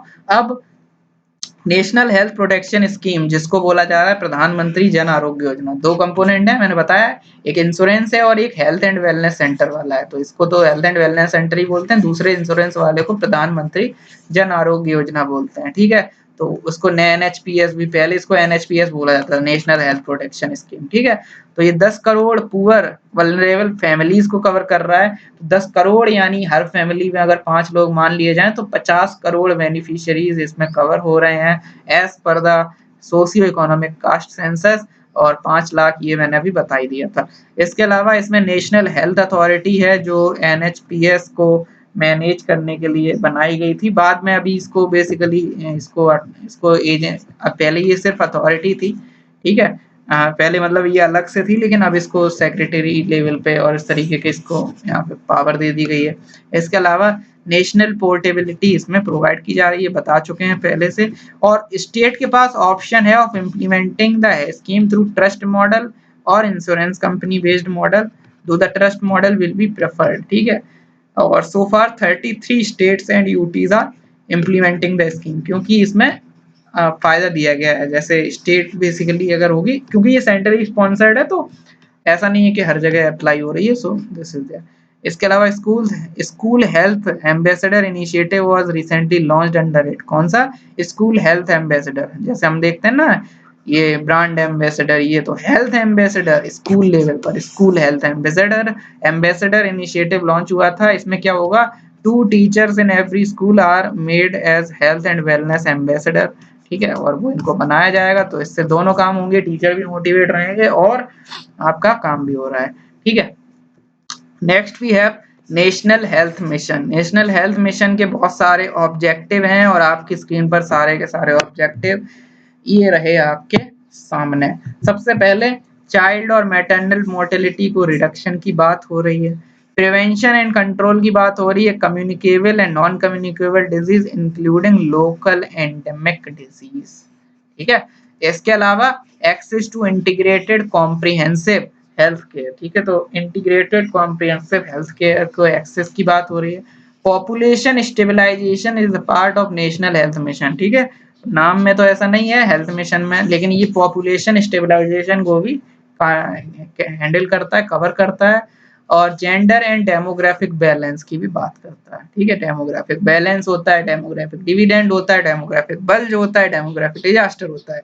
तो ये डेमोग्राफिक बैलेंस को जेंडर और डेमोग्राफिक बैलेंस की बात करता है, gender balance and demographic balance. इसके अलावा revitalise local health tradition main stream and Ayush. ठीक है, तो आयुष की मेन स्ट्रीमिंग। ठीक है, नेशनल आयुष मिशन अपने आप को प्रमोट कर रहा है और नेशनल हेल्थ मिशन आयुष को प्रमोट कर रहा है। देखो कितना प्रेफरेंस है आयुष को। ठीक है, इसके अलावा यूनिवर्सल एक्सेस टू पब्लिक और promotion of healthy lifestyle services. ठीक है, तो ये सारे इसके मेजर आप कह सकते हो कि ऑब्जेक्टिव्स हैं। इसमें दो सब स्कीम्स हैं इसके नेशनल हेल्थ मिशन के अंदर, एक नेशनल रूरल हेल्थ मिशन और एक नेशनल अर्बन हेल्थ मिशन। ठीक है, तो इसी के कंपोनेंट हैं और फाइनेंसिंग होती है, ये इसके सैलिएंट फीचर्स आप देख पा रहे हो स्क्रीन पे। यहाँ फाइनेंसिंग होती है to the states is based on the state programme implementation plan, PIP, state programme implementation plan के बेसिस पर फाइनेंसिंग की जाती है और ये परफॉर्मेंस बेस्ड इंसेंटिव भी यहाँ पर दिए जाते हैं। ठीक है, what do you mean by performance based incentive? जैसे हमने देखा था माइटी के अंदर प्रोडक्शन लिंक्ड इंसेंटिव, कि अगर आप प्रोडक्शन अच्छा कर रहे हो then you will get the incentive. ठीक है, तो इस तरीके का हमने वहां पे भी देखा था। तो ऐसे ही यहाँ पे है कि अगर आप परफॉर्मेंस अच्छी कर रहे हो तो आपको यहाँ पे स्टेट को फायदा दिया जाएगा। परफॉर्मेंस इन टर्म्स ऑफ कह सकते हो पॉपुलेशन और डेमोग्राफिक बैलेंस, जेंडर बैलेंस में, और मैटरनल और ये मोर्टेलिटी वगैरह एंड वगैरह में। ठीक है, सो दिस इज इट। इसके अलावा नेशनल हेल्थ मिशन में जो इम्प्लीमेंटेशन है वो बेसिकली 4 यहाँ पे है नेशनल लेवल पर। एक मिशन स्टीयरिंग ग्रुप है जिसके हेड हैं MSG बोलते हैं इसको। ठीक है, MSG बोलते हैं, मैसेंजर ऑफ गॉड नहीं है। MSG जो है यहाँ पे देखने को मिलेगा दैट यहाँ पे मिनिस्टर जो है हेल्थ और फैमिली मिनिस्टर जो है वो इसके क्या है, हेड है मिशन स्टीयरिंग ग्रुप के, मैसेंजर ऑफ गॉड के। इसके अलावा एम्पावर्ड प्रोग्राम कमेटी, तो ये भी दूसरी बॉडी है।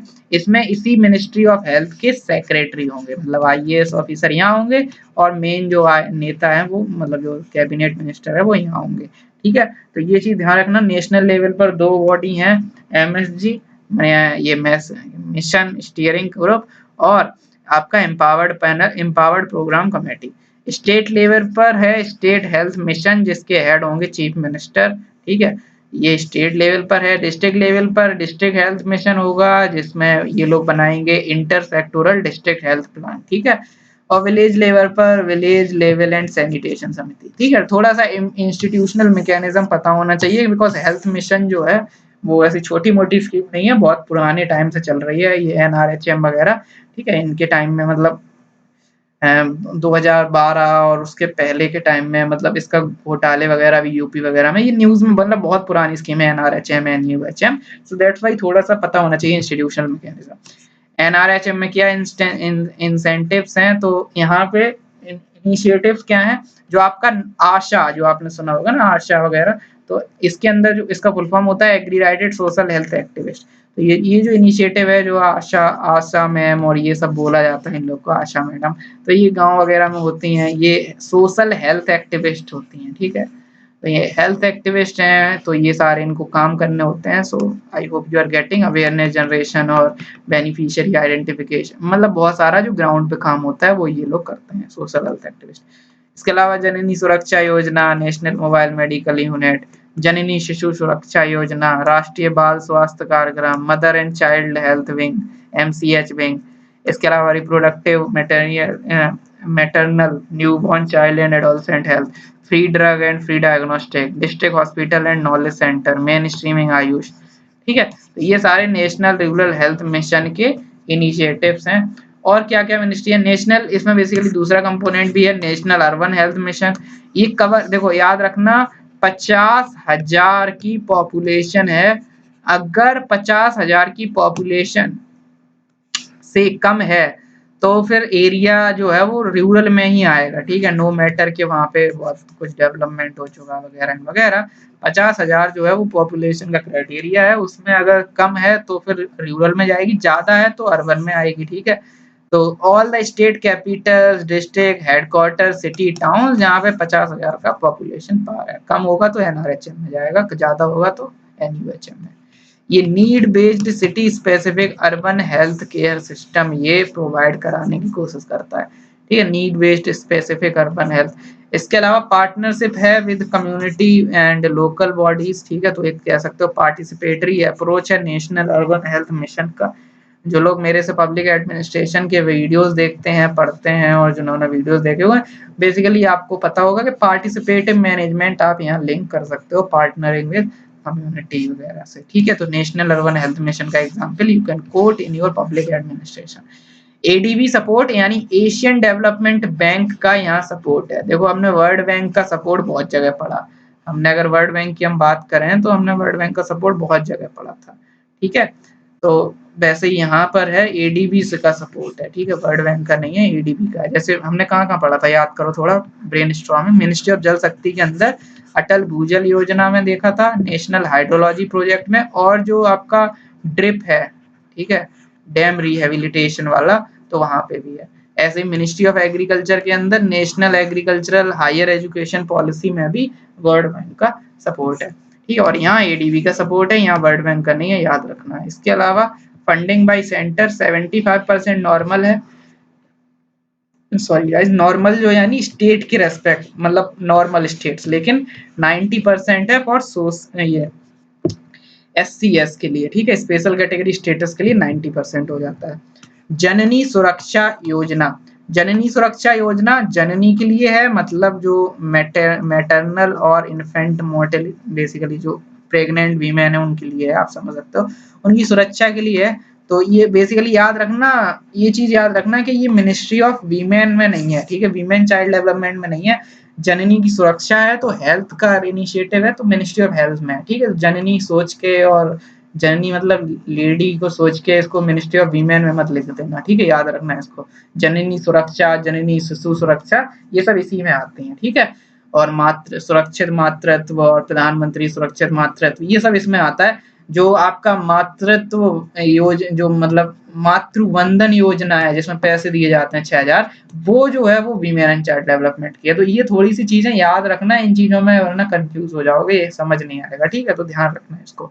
तो यहाँ बात होती है रिडक्शन, क्योंकि सुरक्षा की बात है, सुरक्षा का कैसे होगी सुरक्षा, कि जो जननी मतलब ये प्रेगनेंसी वगैरह रिलेटेड चीजें, तो मैटरनल और इन्फेंट मोर्टेलिटी को जो जो है चीजें उनको रिड्यूस करना, इंस्टीट्यूशनल डिलीवरी को प्रमोट करके, और यहाँ गवर्नमेंट भी है और एक्रीडाइटेड हॉस्पिटल्स भी हैं। ये चीज इंपॉर्टेंट है, ये इंपॉर्टेंट इसलिए, अभी मैं बताऊंगा इंपॉर्टेंट क्यों है, बट अभी याद रखो कि गवर्नमेंट और एक्रीडाइटेड, जैसे हमारा आयुष्मान में था, जैसे हमारा बाकी जगह पे था, प्रधानमंत्री सुरक्षा बीमा योजना में भी था, तो जननी सुरक्षा में भी वैसा ही है कि गवर्नमेंट प्लस एक्रीडाइटेड या इम्पैनल्ड प्राइवेट हॉस्पिटल्स भी हैं।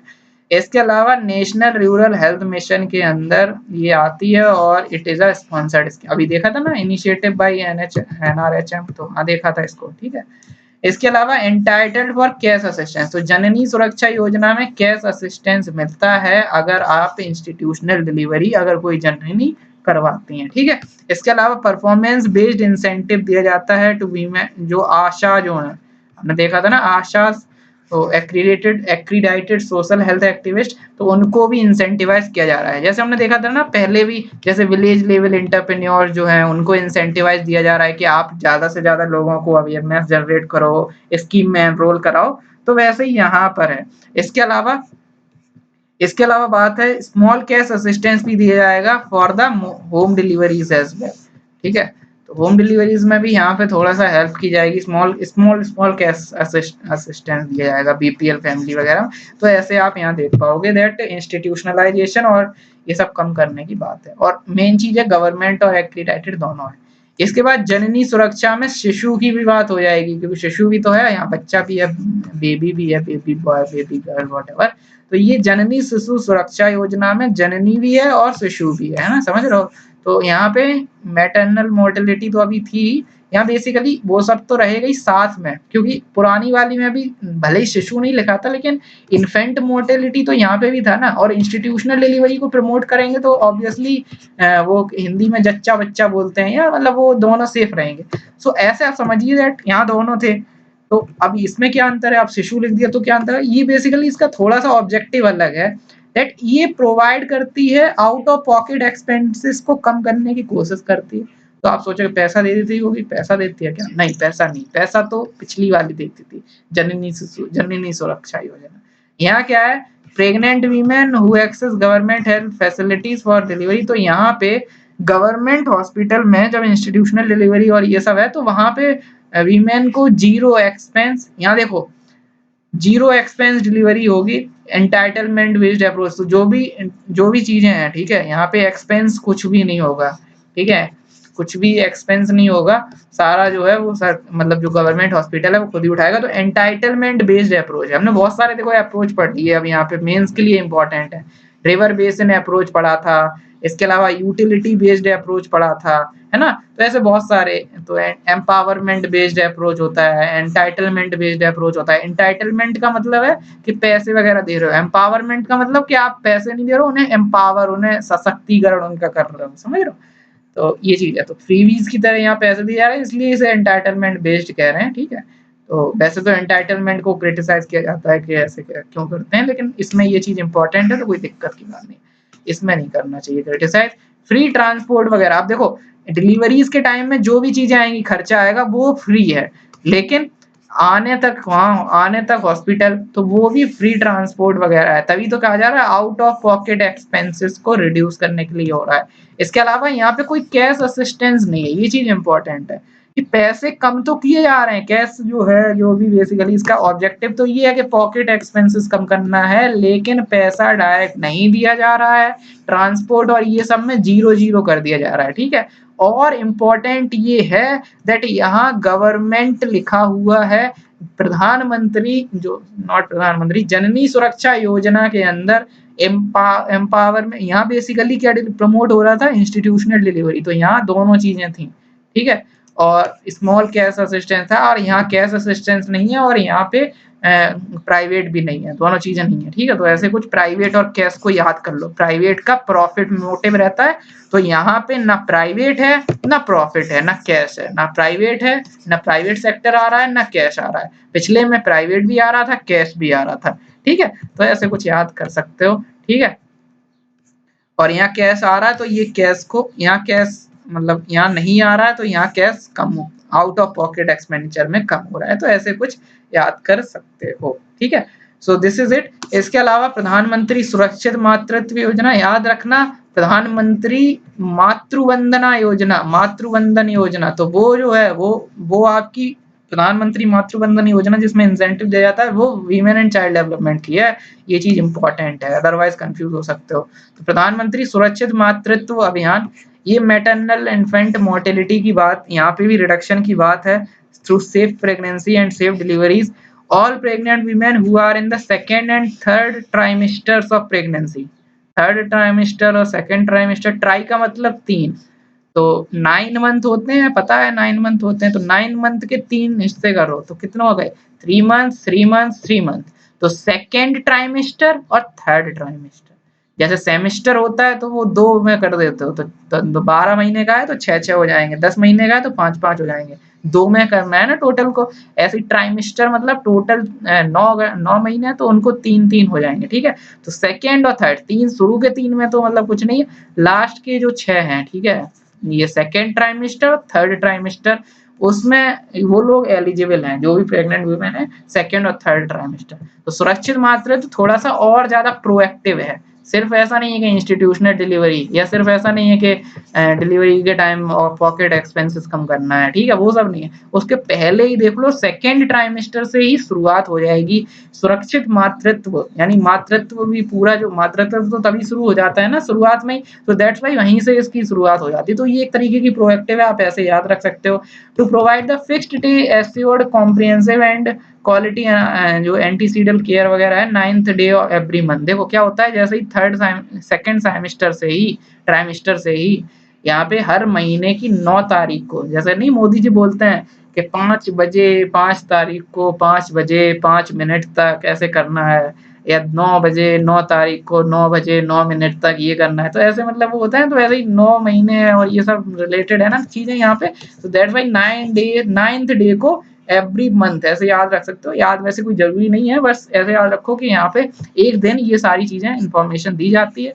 और साथ ही साथ एक देखो, अगर ये प्रोएक्टिव कर रहे हो, अगर सेकेंड ट्राइमेस्टर से चीजें हो रही हैं, तो एक पहले से पता भी चल जाएगा। जैसे किसी को मान लो पहले से ही पता चल गया, तीसरे महीने में ही पता चल गया कि आगे के जो 6 मंथ है उसमें कोई इश्यू आने वाला है या कुछ भी ऐसा, तो आइडेंटिफिकेशन है। अगर कुछ गड़बड़ किसी में है, कुछ हाई रिस्क प्रेगनेंसी जो भी है, उनको आइडेंटिफाई करके फॉलो अप भी किया जाएगा, ठीक है, और ज्यादा ध्यान दिया जाएगा। ऐसा तो नहीं है कि मतलब लोग आना बंद कर गए या कुछ भी, तो यहाँ पे ये कंपोनेंट भी है। तो कह सकते हो बहुत ज्यादा प्रोएक्टिव है प्रधानमंत्री सुरक्षित मातृत्व अभियान। इसके अलावा प्राइवेट सेक्टर डॉक्टर जो है वो सपोर्ट कर सकते हैं इनिशिएटिव ऑफ द गवर्नमेंट। याद रखना प्रधानमंत्री ये जो, उसमें ना पब्लिक था ना प्रॉफिट था, मतलब ना पब्लिक ना प्राइवेट था, ना उसमें प्रॉफिट था, मतलब ना पैसा था ना प्राइवेट था।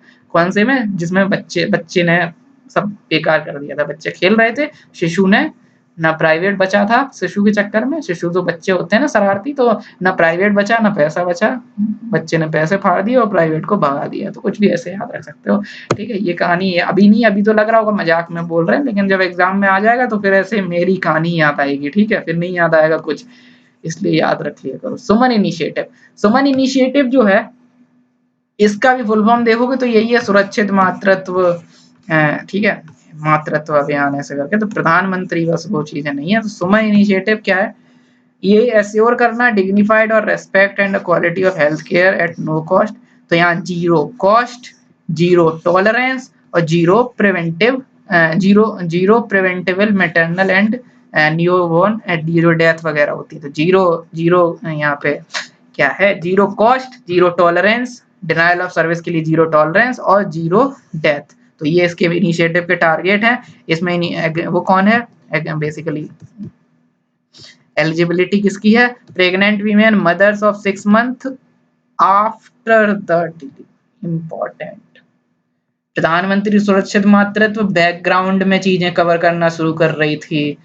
ये सुमन इनिशिएटिव फोरग्राउंड में जा रहा है 6 महीने बाद में, और बीच में जो शिशु सुरक्षा और जननी सुरक्षा है, ये इंस्टीट्यूशनल डिलीवरी वगैरह को प्रमोट कर रही थी। तो आप देख रहे हो कितनी ज्यादा ये कंबाइन, इसे कहते हैं इंक्रीमेंटलिज्म, ठीक है, मेंस के लिए याद रखना, इसे कहते हैं इंक्रीमेंटलिज्म। इंक्रीमेंटलिज्म मतलब चीजें धीरे धीरे हो रही हैं, अलग अलग स्कीम बना के थोड़ा थोड़ा फोकस दिया जा रहा है, ठीक है, ताकि चीजें एकदम खिचड़ी ना पक जाए, समझ रहे हो। तो यहाँ पे 6 month after deliveries and all sick newborn, अब यहाँ पे बच्चे भी अगर कोई सिक हैं, बीमार हैं, तो उनको भी फैसिलिटीज दी जाएंगी, ठीक है। तो 6 मंथ बाद तक, वो 6 मंथ पहले से शुरू हो गई थी, तो ऐसे आप क्रोनोलॉजी समझिए। इसके अलावा सुमन इनिशिएटिव में क्या होगा, यहाँ पे बेसिकली ये सारे फायदे दिए जाएंगे, ठीक है, जो हमने देखा ना, यहाँ पे बेनिफिट्स मिलेंगे, free benefits.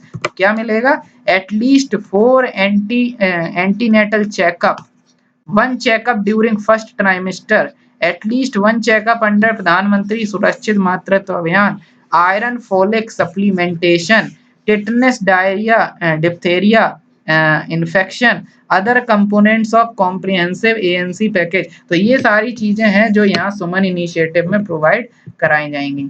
Next we have mission परिवार विकास। मिशन परिवार विकास क्या है, ये बेसिकली इसका नाम ही समझ में आ रहा है, परिवार विकास, है ना, तो फैमिली प्लानिंग वगैरह रिलेटेड है। To accelerate access to high quality family planning choices based on information reliable service and ये, ठीक है। तो वो ये प्रेगनेंसी मतलब फैमिली प्लानिंग इसका मेन है। और इसमें क्या है, रिप्लेसमेंट लेवल, ये दूसरा ऑब्जेक्टिव है कि रिप्लेसमेंट लेवल ऑफ फर्टिलिटी को 2.1 पे रखना है बाय 2025। ठीक है, 2.1 को टोटल फर्टिलिटी रेट होता है कि एक वीमेन को एक अपनी पूरी रिप्रोडक्टिव एज में how many babies she is conceiving, तो उसको बोलते हैं टोटल फर्टिलिटी रेट।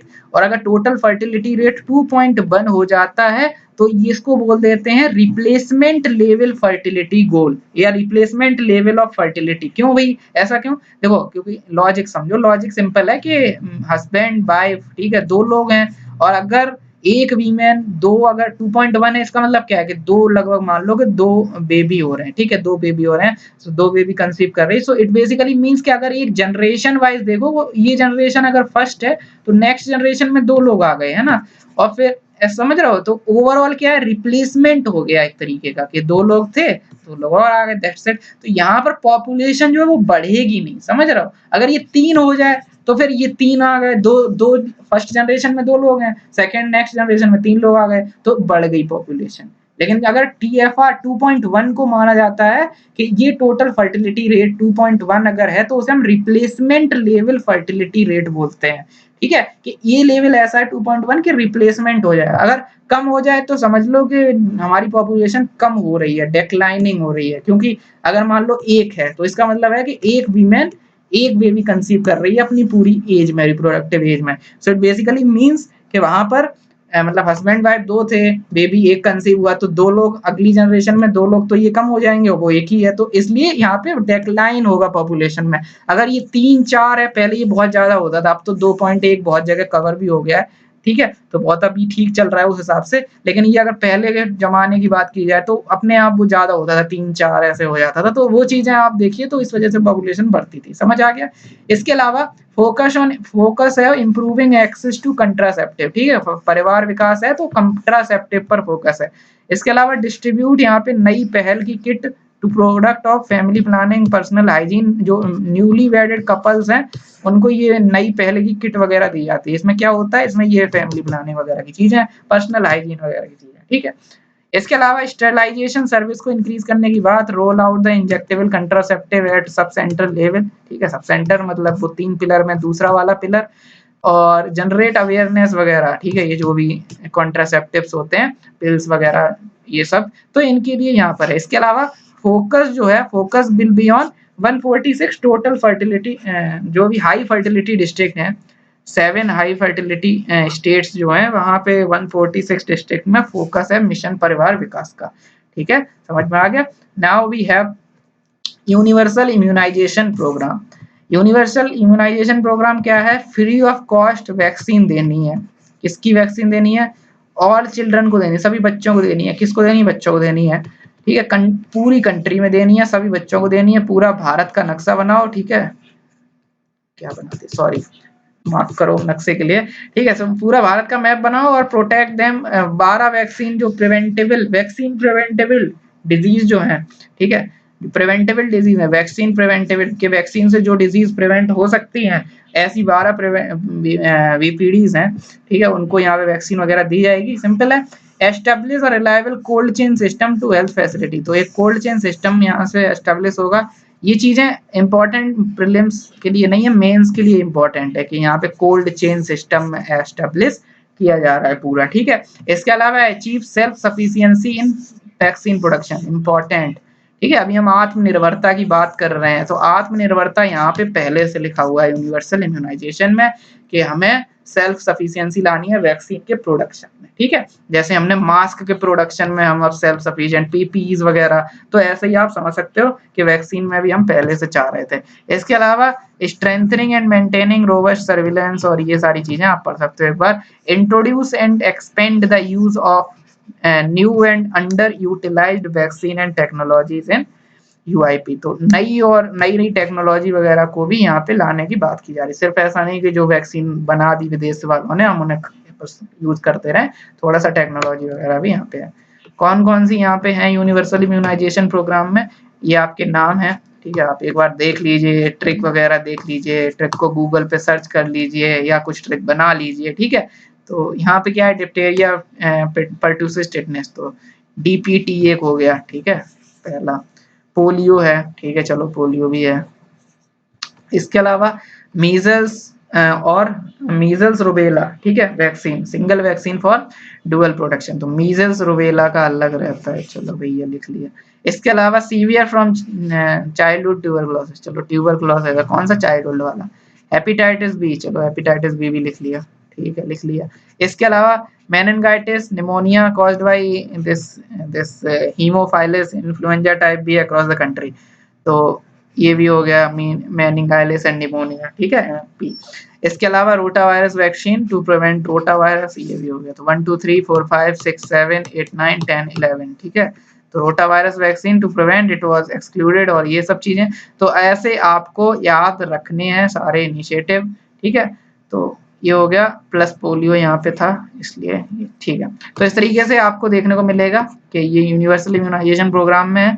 और 2 डिजीज ऐसी हैं जैसे जापानीज इंसेफेलाइटिस और न्यूमोवोकल निमोनिया, इनको सिलेक्टेड एरियाज में, सिलेक्टेड स्टेट में इसको यूनिवर्सल इम्यूनाइजेशन में कवर किया जा रहा है। जापानीज इंसेफेलाइटिस वही है जो अभी चमकी बुखार और ये चला था मुजफ्फरनगर वाला, मुजफ्फरपुर वाला, नॉट नगर, मुजफ्फरपुर बिहार, और ये सब चला था, ठीक है।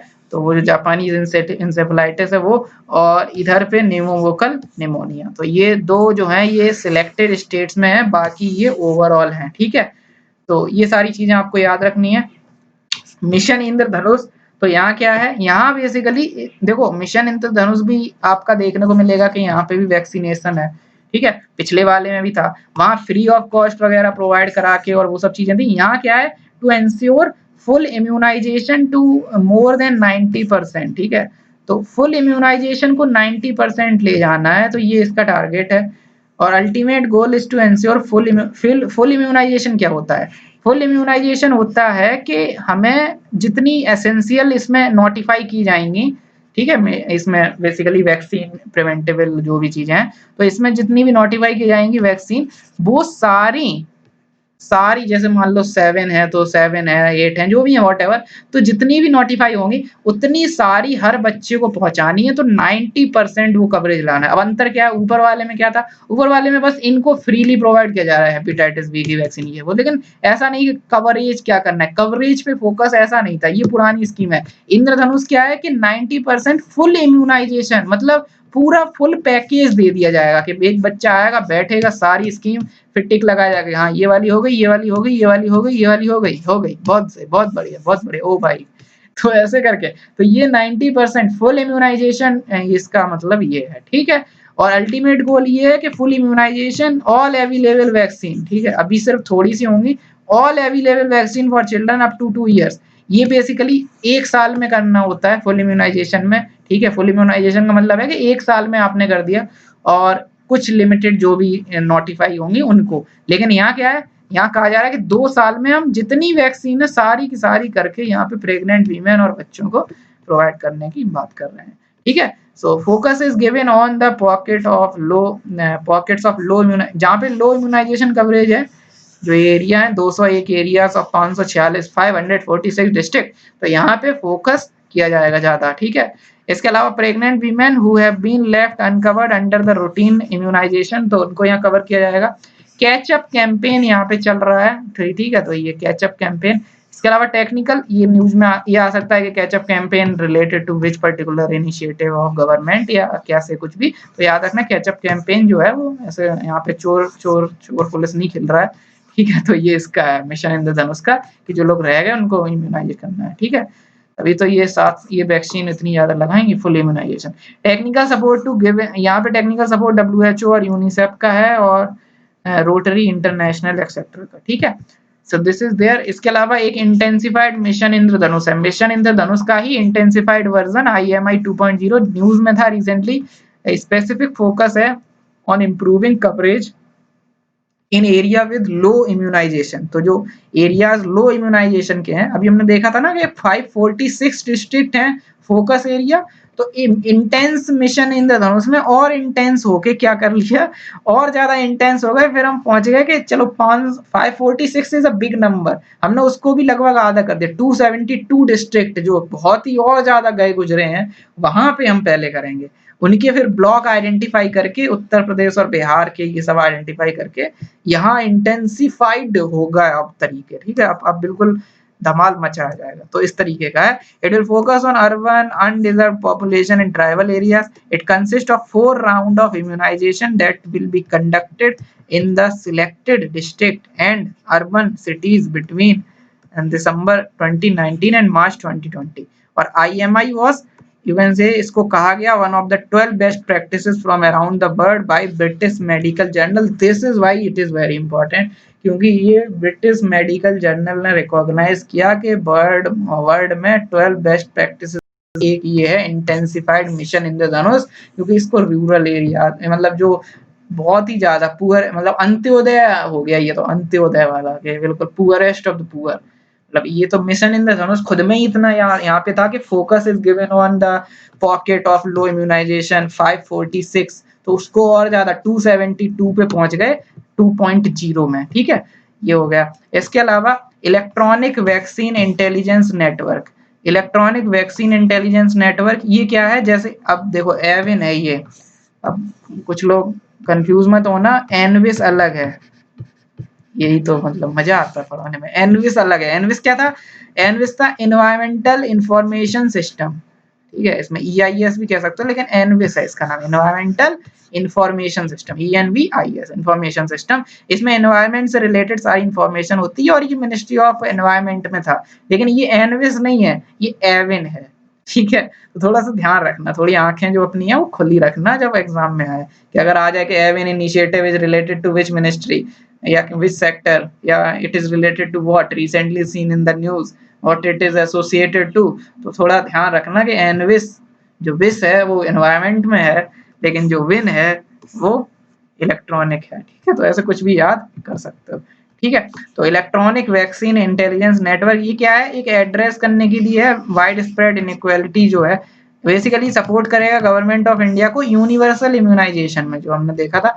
तो इंडिजिनियसली डेवलप्ड ये एक टेक्नोलॉजिकल सिस्टम है, वो भी टेक्नोलॉजी थी एनविस वाली, वो भी एक इंफॉर्मेशन सिस्टम था जहाँ पर सारी इंफॉर्मेशन है। तो ये भी ऐसी टेक्नोलॉजी सिस्टम है, इंडिजिनियसली डेवलप है, जो रियल टाइम इंफॉर्मेशन देगा with respect to vaccine intelligence, ठीक है, वैक्सीन कवरेज वगैरह। और ये सिस्टम है has been completed 12 state 12 states में ये कंप्लीट हो चुका है, 4 में काम अभी प्रगति पर है, ठीक है। और बाकी इसका इनिशिएटिव का एम ये है कि पूरी दुनिया इंडिया में करवाएंगे इसको, ठीक है। बहुत अच्छा, मजा आ जाएगा। इसके अलावा लास्ट भी है राष्ट्रीय आरोग्य निधि, राष्ट्रीय आरोग्य निधि भी है रन, ठीक है। राष्ट्रीय आरोग्य निधि क्या है, फाइनेंशियल असिस्टेंस प्रोवाइड करना है पेशेंट्स को, और ये फाइनेंशियल असिस्टेंस जो है पैसा दिया जाएगा वो वन टाइम ग्रांट दिया जाएगा, और ये जो दिया जाएगा ये गवर्नमेंट हॉस्पिटल को दिया जाएगा, ना कि पेशेंट को दिया जाएगा, ठीक है। तो ये 2-3 चीजें अगर पढ़ोगे इसको कहीं पे तो आपको 10 जगह एक लाइन फिर एक और लाइन फिर एक और लाइन ऐसे लिखा होगा। मैंने सारी चीजें मैं कोशिश करता हूँ कि ब्रैकेट बना के ये कुछ करके मैं एक ही में बता दूं। ध्यान रखना कि यहाँ पर बात हो रही है फाइनेंशियल असिस्टेंस की, पेशेंट को दिया जाएगा, मतलब इनडायरेक्टली पेशेंट को फाइनेंशियल असिस्टेंस है, इनडायरेक्टली है, डायरेक्टली तो बैंक को दिया जाएगा, ठीक है। और वन टाइम का ग्रांट है। पेशेंट जो बिलो पॉवर्टी लाइन रह रहे हैं और जो लाइफ थ्रेटनिंग डिजीज से सफर कर रहे हैं उनकी बात हो रही है यहाँ पे गवर्नमेंट सर्वेंट्स और फैमिलीज उनकी, और families covered under Ayushman Bharat जो है वो एक्सक्लूडेड है। ये ध्यान रखना कि वो लोग एक्सक्लूडेड हैं जो आयुष्मान भारत के बेनिफिशियरीज हैं, ठीक है।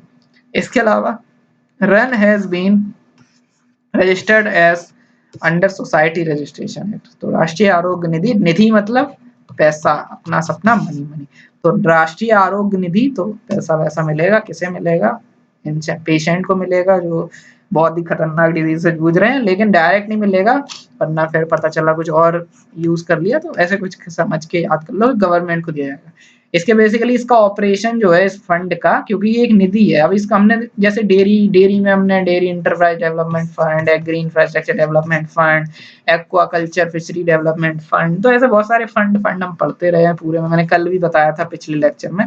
तो राष्ट्रीय आरोग्य निधि भी एक राष्ट्रीय आरोग्य फंड है। तो फंड को ऑपरेशन करने के लिए यहाँ पे 4 इनिशिएटिव है, ये मैंने फिगर के थ्रू आपको समझाया है दैट रिवॉल्विंग फंड के थ्रू ये पैसा मिल सकता है पेशेंट को इनडायरेक्टली, मतलब गवर्नमेंट देगी गवर्नमेंट हॉस्पिटल को और वो पैसा यूटिलाइज हो जाएगा। तो रिवॉल्विंग फंड के थ्रू या डायरेक्ट फाइनेंशियल असिस्टेंस के थ्रू या स्टेट इलनेस असिस्टेंस फंड के थ्रू या health minister cancer patient fund के लिए। तो राष्ट्रीय आरोग्य निधि जो है पैसा यहाँ पे वो इनके थ्रू, ये विंडोज हैं जहां से वो पैसा मिलेगा आपको, समझ रहे हो। तो ये Rashtriya Arogya Nidhi is overall you can say, ये क्या बोलते हो, ये पूरा प्लेटफॉर्म है और ये उसकी विंडोज है जहाँ पे टिकट मिलेगी। कौन सी, ये 4 revolving fund, direct finance assistance और health ministers cancer patient fund. तो ये नाम याद रखना। और रेयर डिजीज भी इसमें कवर हो रही है, ये चीज इंपॉर्टेंट है बिकॉज रिसेंटली गवर्नमेंट ने रेयर डिजीज पर पॉलिसी भी लॉन्च की थी। So that's why it is important to remember